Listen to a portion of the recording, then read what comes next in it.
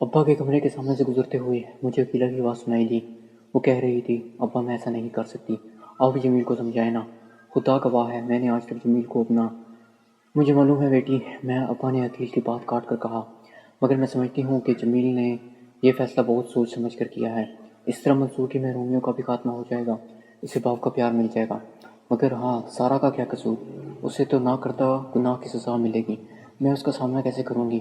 دیکھو قیلا، سارا کو جمیل سے بھی اچھا لڑکا مل سکتا ہے، اور ویسے بھی نونیا وہاں سے منگنی توڑ کر آ گئی ہے، انہوں نے منگنی کی انگوٹھی واپس کر دی ہے۔ میرے خیال میں کچھ روز بعد وہ اس بات کو بھول جائیں گے اور سارا کو کسی اور لڑکے سے منسوب کر دیں گے۔ ہاں خدا کرے ایسا ہی ہو، سب کچھ ٹھیک ہو جائے، میں نے زیر لب کہا اور اپنے کمرے میں آ کر بیڈ پر گر پڑا۔ پھر ایک ہفتے کے اندر میرا نکاح بڑی سادگی سے عقیلہ کے ساتھ ہو گیا۔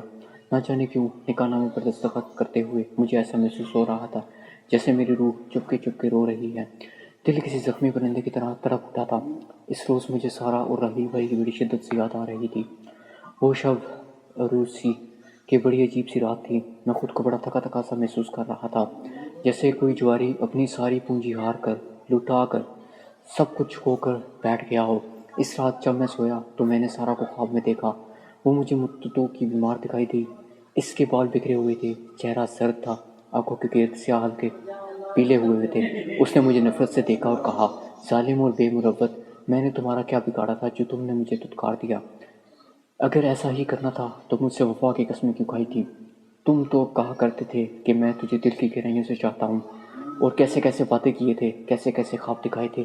اگر تمہیں اپنے بھائی بھابھی میں دلچسپی تھی تو پھر یہ سارا ناٹک رچانے کی ضرورت ہی کیا تھی؟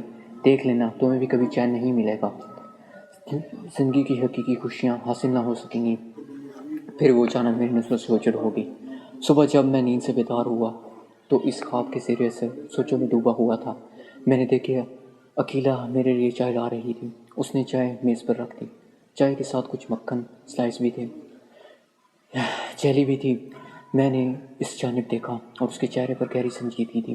ناشتہ کر لیجیے، اس نے اولے سے کہا اور پھر کمرے سے باہر چلی گئی۔ میرے کہنے پر منصور نے اب مجھے ابو کہنا شروع کر دیا تھا۔ اس طرح عقیلہ اور میری شادی کو کافی عرصہ گزر گیا۔ عقیلہ اور میں نے نونیا کی شادی بڑی دھوم دھام سے ڈاکٹر جاوید کے ساتھ کر دی۔